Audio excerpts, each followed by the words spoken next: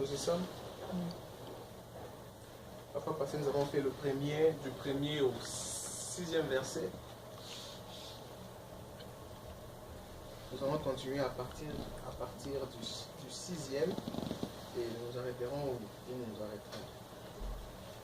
Avant de commencer, comme je le disais aujourd'hui, c'est le dernier vendredi de l'année 2016. Il est donc important que nous puissions aussi faire l'évaluation. Alléluia. Oui.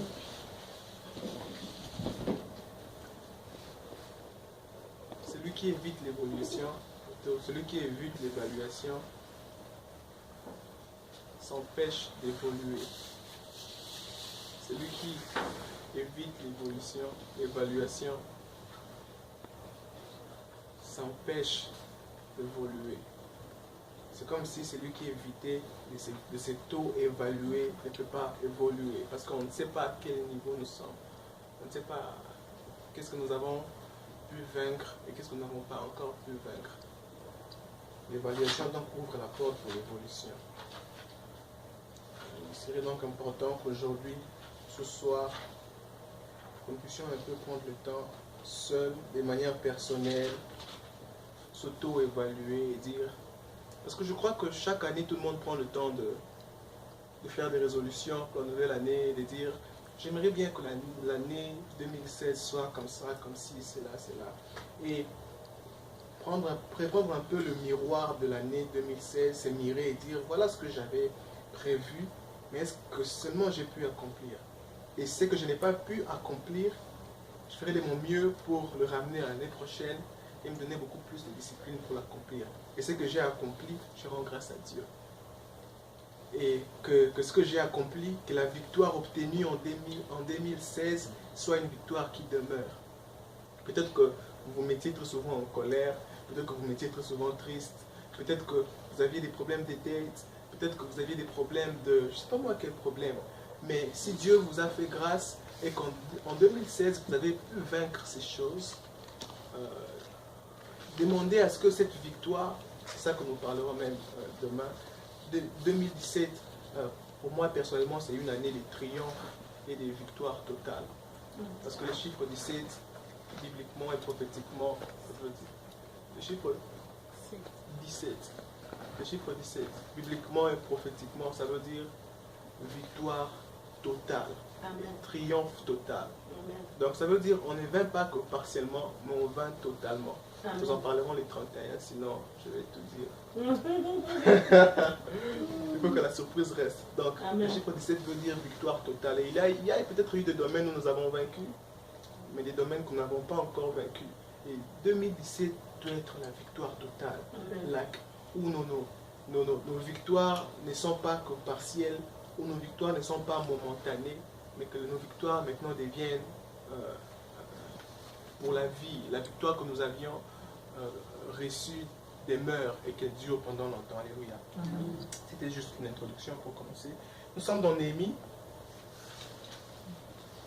cet homme de Dieu merveilleux, Néhémie, dans le chapitre 4,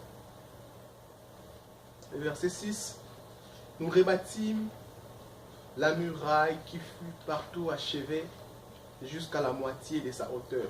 Nous irons aujourd'hui verset par verset, nous ferons un peu différent. Donc là on s'arrête, on s'arrêtera.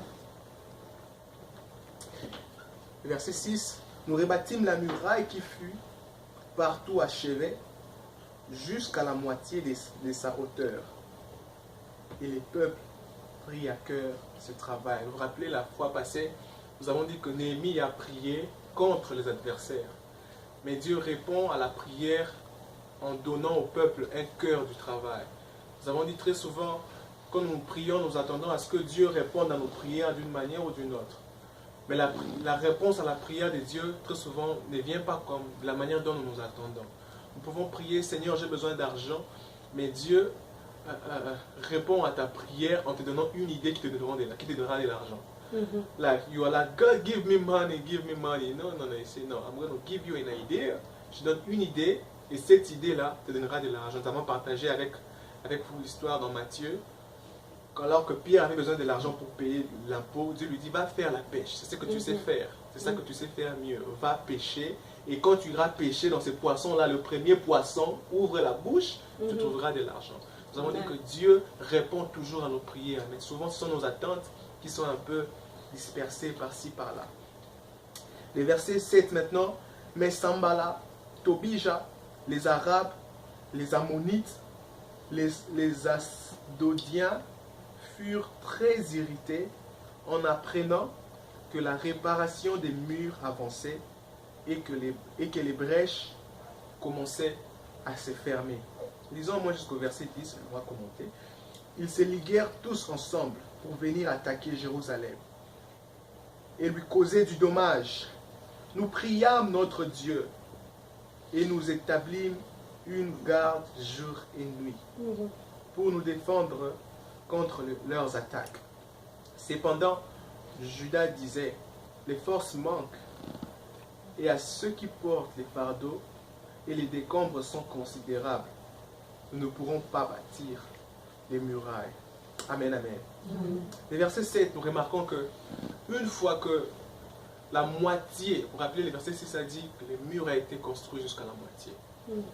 Une fois que l'ennemi, donc avant on parlait que de Sambala et Tobija.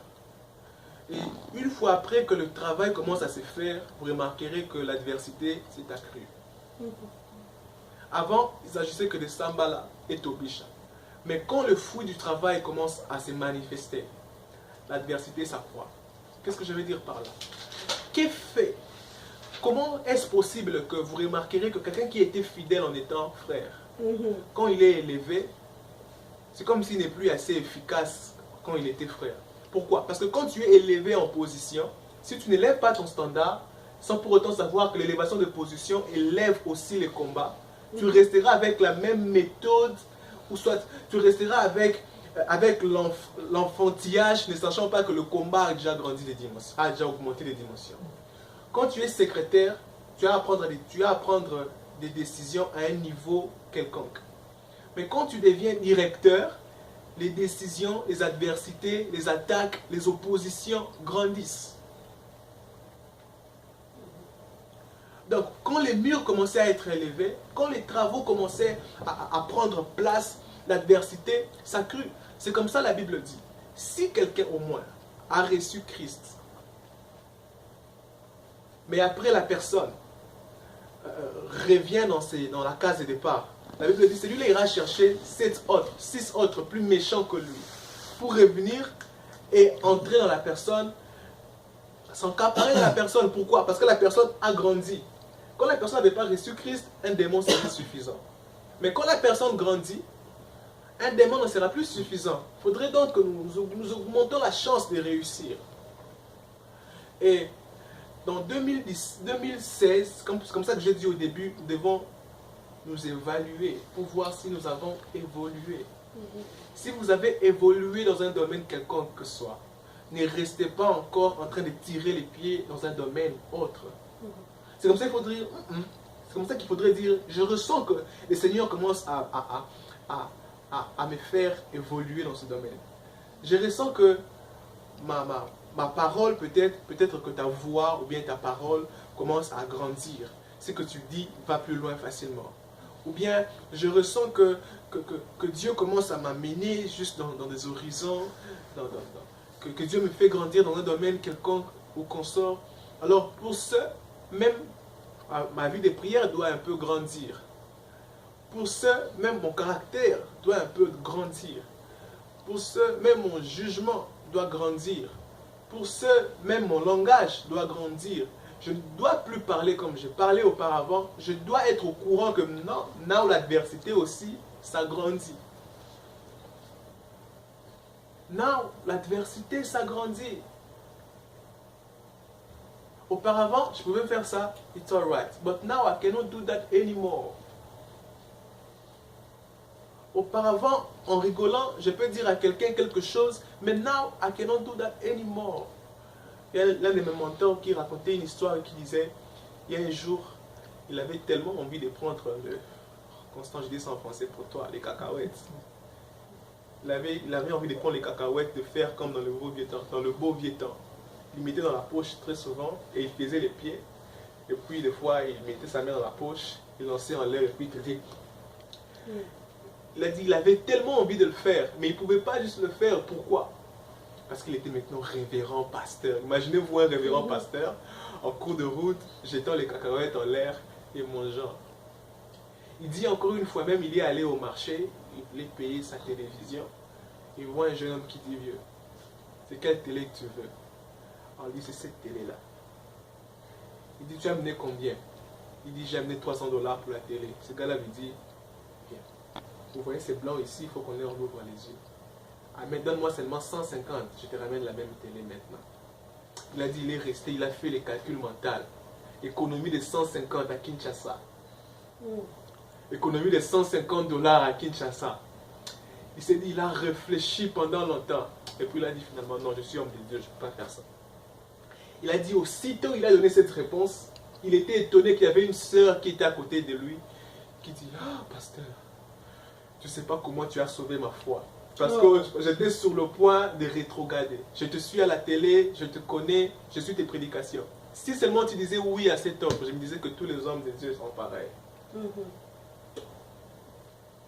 Alors que le pasteur ne savait même pas qu'il était suivi jusqu'à cette dimension-là.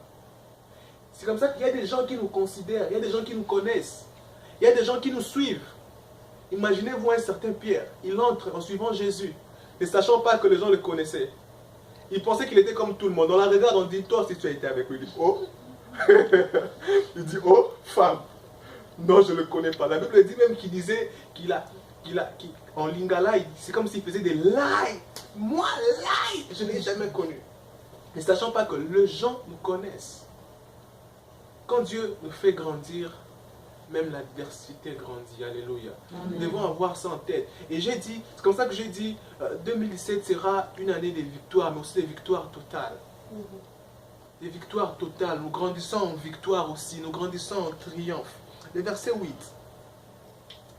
Ils se liguèrent tous ensemble pour venir attaquer Jérusalem et lui causer du dommage. Le verset 9. Nous priâmes notre Dieu et nous établîmes une garde jour et nuit pour nous défendre contre leurs attaques. Combien de fois cet homme a prié dans ce chapitre? C'est comme si, dans toute occasion, à tout moment, il trouvait un sujet de prière. C'est comme s'il savait puiser ce sujet de prière dans tout ce qui paraissait au devant de lui. Le verset 9. Nous priâmes notre Dieu et nous établîmes. La première partie d'abord, nous priâmes. Alors qu'on lui attaque, alors qu'il entend des rumeurs, alors que ça fait peur, alors que nous priâmes tout d'abord. Il va d'abord à la place de la prière. Ça tombe bien que nous sommes en train d'aller en 2017 en parlant de la prière. Nous sommes en train d'avancer en 2017 en ayant avec nous les armes de la prière. Ça tombe bon. Pendant que j'ai lu Néhémie, je comprends que Néhémie n'est souvent pas seulement en train de faire parce qu'il était discipliné, parce qu'il avait un plan. Je sens que Dieu lui envoie surnaturellement l'équipement qu'il faut pour qu'il continue. C'est comme si à tout moment, il a tout ce qu'il faut comme raison pour abandonner. Mais la Bible dit que Néhémie ira toujours prier. Et aussitôt qu'il prie, il a l'idée. Aussitôt qu'il prie, il sait exactement que faire. Aussitôt qu'il prie, le verset suivant ou la phrase suivante, on nous montre d'une manière quelconque que Dieu est en train de répondre à sa prière.